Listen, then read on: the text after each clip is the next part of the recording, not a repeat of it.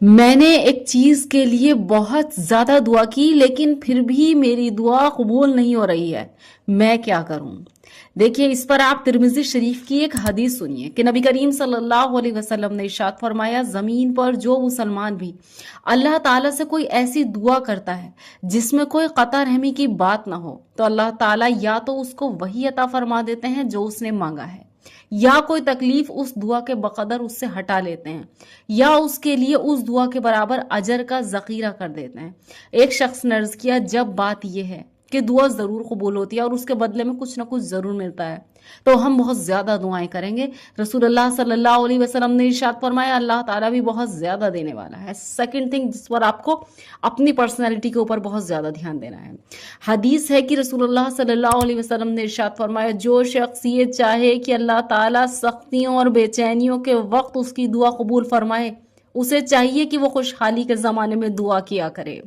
اور جب آپ خوشحالی کے زمانے میں دعا کریں تو اپنی پرسنالٹی پر یہ دھیان دیں کہ خوشحالی کے وقت میں آپ اپنے آپ کو اللہ تعالیٰ کا فرما بردار کتنا بنائے رکھتے ہیں، کیونکہ خوشحالی کے زمانے میں ہم اللہ تعالیٰ کو بھول جاتے ہیں۔ ہم وہ ہر بدعت، ہر وہ کام، ہر وہ فحش چیز اپنی زندگی میں کرتے ہیں جو ہمیں نہیں کرنی چاہیے، جو غیروں کے طریقوں پر ہے۔ ہم خوشحالی میں اپنے آپ کو مسلمان گردانتے ہی نہیں، اس لیے یہ جان رکھیے کہ جو خوشحالی میں اللہ تعالیٰ کی فرما برداری اور اطاعت کرتا ہے اور دعا کا اہتمام بھی کرتا ہے تو تنگی کے زمانے میں اللہ تعالیٰ اس کی دعا انشاءاللہ تعالیٰ ضرور سنتے ہیں۔ اس کے علاوہ ایک چھوٹا سا قصہ ہے کہ رسول اللہ صلی اللہ علیہ وسلم کے ساتھ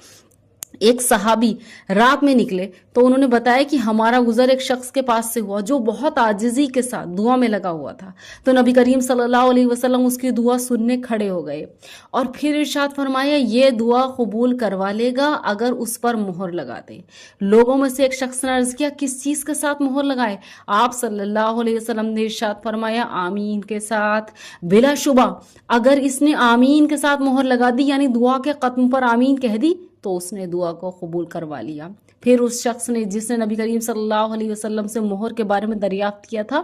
اس دعا مانگنے والے شخص سے جا کر کہا، فلاں آمین کے ساتھ دعا کو ختم کرو اور دعا کی قبولیت کی خوشخبری حاصل کرو۔ I hope these things will be helpful for you۔ جس میں سب سے زیادہ امپورٹنٹ چیز یہ ہے کہ خوشحالی کے زمانے میں اللہ تعالیٰ کی فرما برداری کو مضبوطی کے ساتھ تھام لیجئے،